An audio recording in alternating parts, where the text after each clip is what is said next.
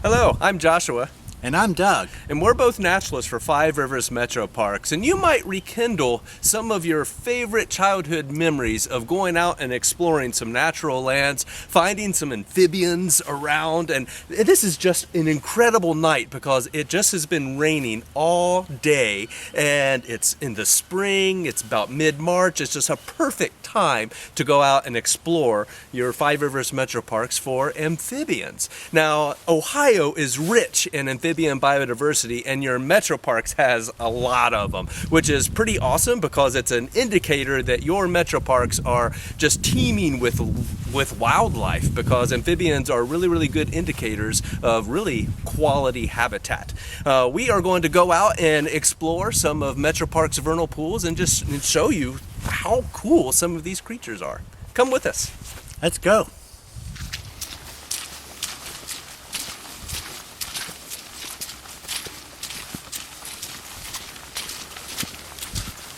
So when you put a bright light close to your head and look around, usually you can find some eye shine, just like deer in the headlights. Frogs' eyes will shine right back at you, and then you can find out where they're at. Track them down. Joshua, it looks like you made a discovery. Wow, there is tons of eggs right here. Wow, gotta be careful. Look at that.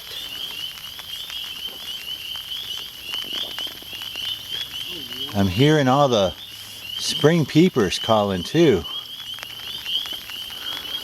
What is that? It's a big goober. What kind of eggs, Joshua? These look like wood frog eggs. They like to lay their eggs in clumps like this in these big mats. And wood frogs are a species kind of in trouble in Ohio. It's great that we have our MetroParks here that is saving this population.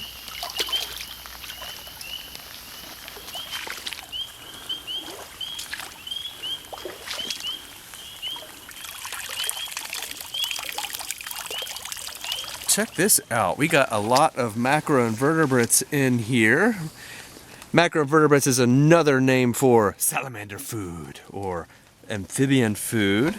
Looks like you got a little bit of condensation. I'll wipe that off there. Yeah, it just kind of looks white. Can you get one on your finger? Maybe. Can you look down in there? You'll see some fairy shrimp kind of floating around, and you also see a little crawdad, and I believe there's a little mosquito squiggling around on there too. That's great. All kinds of things that amphibians will eat up. Amphibian soup. Yeah. What you got there, Joshua, can you see his toes? I'm going to stretch out his legs and kind of hold him just like that. That way he can't jump and he won't get hurt this way. What is this guy? He's holding on to me with suction cup toes. And look at the big X on his back. Yeah, I think this is the guy that was making all of those high peep noises we were listening to. He's got a really dark throat, Joshua. Can you see that?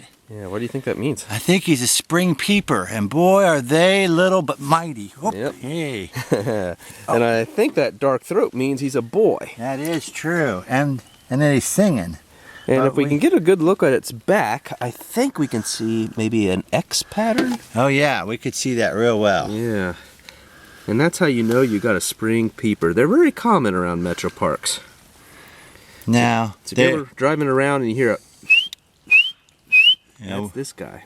so they're calling to see if a girl is interested in coming up close to them. They kind of have a little spot where they're sitting on the bank, and that's their territory, and they are defending that from other boys.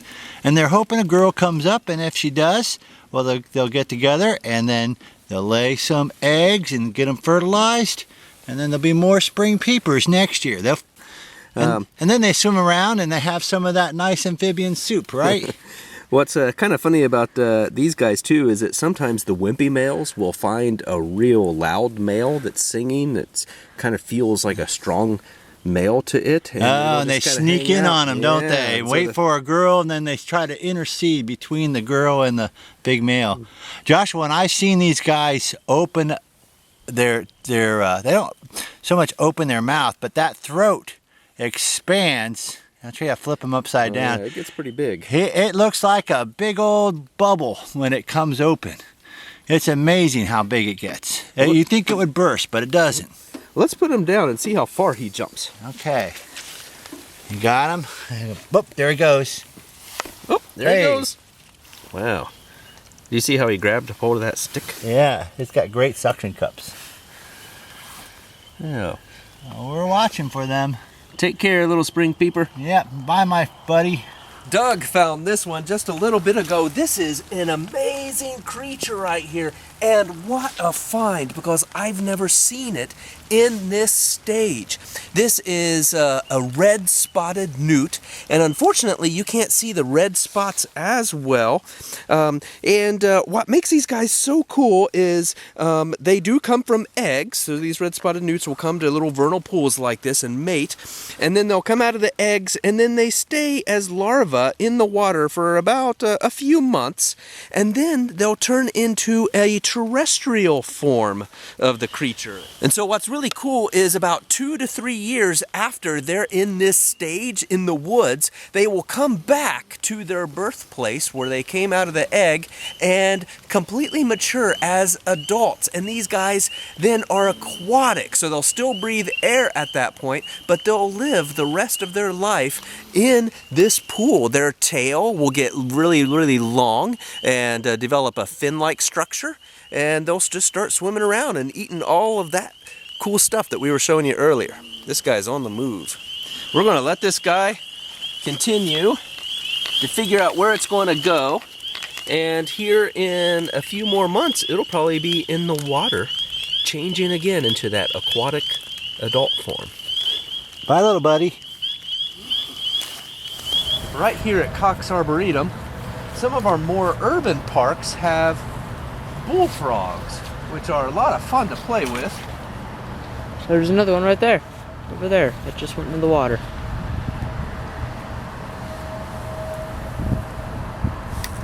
All right.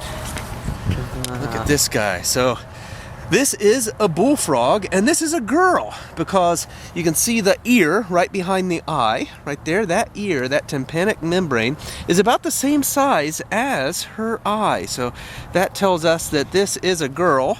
And these guys are voracious eaters. That's why typically when you have bullfrogs in an area, they're eating just about everything else that's around. So these guys eat other frogs, they eat, of course, other amphibians, but then these guys can also eat mammals and birds. They've been known to hang out at bird feeders and wait at the bottom of a bird feeder, grab a bird, and then drag it down to a pond and then drown the thing and then gobble it up. So these guys are just incredibly voracious eaters, and of course one of the things that have really kind of helped spread them around is that a lot of people ate them. Look at how big those legs are. People will eat those. Pretty yummy too, actually. It tastes a little bit like chicken. But we're going to let this guy go and hop and just watch at how far these guys can jump. Wow, he's pretty fast. Now, because I just held this frog, I have a little bit of slime on my hands, and that's all right. For me, it's not going to hurt me at all, but every time I work with an amphibian, I want to make sure that I have my hands wet so that I get as least amount of slime on my hands as possible, because that slime is really important. Look at what we got here. This is pretty cool. So this is a frog called a green frog. No kidding. This frog is actually called a green frog, and you can tell a green frog by, they kind of look like bullfrogs, except they have lateral ridges going down their side on their backs. If you can look real close, you can see these ridges right here. You can also see the ridge going around the tympanic membrane, which is right here, going around the ear, but then this ridge extends down in the back, and that's how you know that you have a green frog. And they kind of sound like this. And the bullfrogs, however, if you ever go around the bullfrog pond and you hear those guys, they kind of sound like a Jedi fight. They kind of sound like this. So that's how you're going to be able to tell the difference.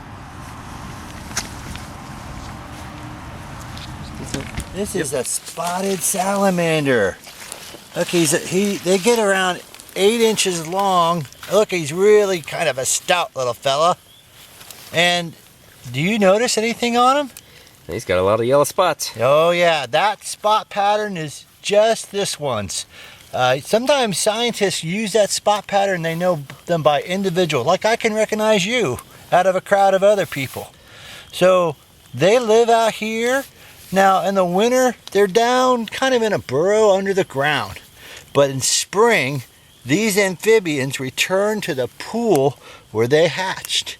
And they'll come across the land, and they're walking down there, and the males and the females are in the water, and they do kind of a courtship dance in the spring, and the males will be out there, and the females will rub on them and back and forth, and then the males will leave this little sperm packet, and the females will pick it up, and then she'll lay these eggs. It might, if it's a big female, it could lay as many as 250 eggs. But sometimes they lay them in groups of 12. Now they're not too big at first, but then they swell up. They look like little balls of jelly.